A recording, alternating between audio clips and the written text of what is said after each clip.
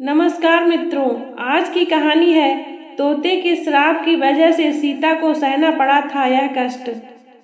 एक गर्भवती के श्राप के कारण सीता जी को सहना पड़ा था वियोग। सनातन धर्म के ग्रंथों में बताया गया है कि बुरे कर्मों का फल हमेशा बुरा ही मिलता है, चाहे वह इंसान हो या फिर ईश्वर।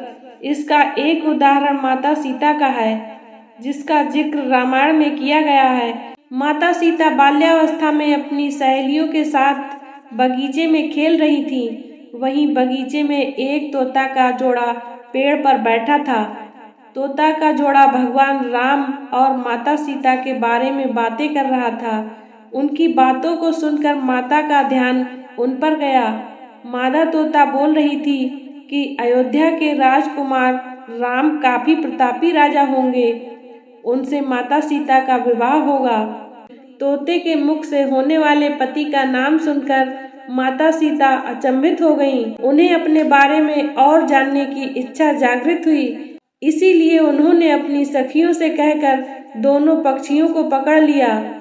फिर उन दोनों को पुचकार कर पूछा कि भविष्य के बारे में इतना ज्ञान कहाँ से प्राप्त हुआ।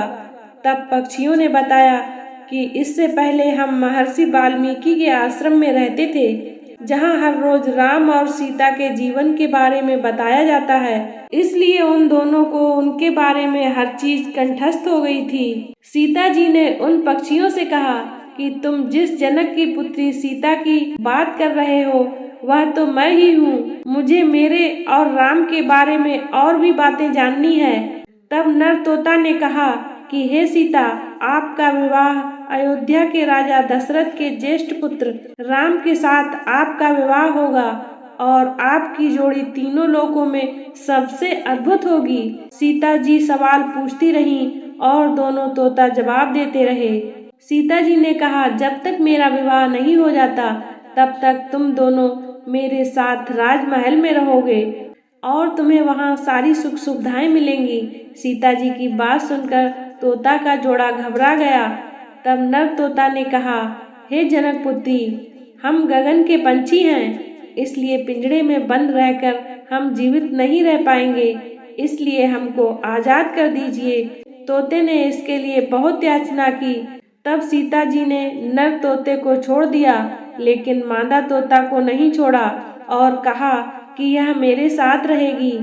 नर तोता ने कहा कि मेरी पत्नी गर्भवती है, इसलिए ऐसे समय पर उनको जाने दें। हम दोनों एक दूसरे का वियोग सहन नहीं कर सकते, इसलिए आप मेरी पत्नी को जाने दें।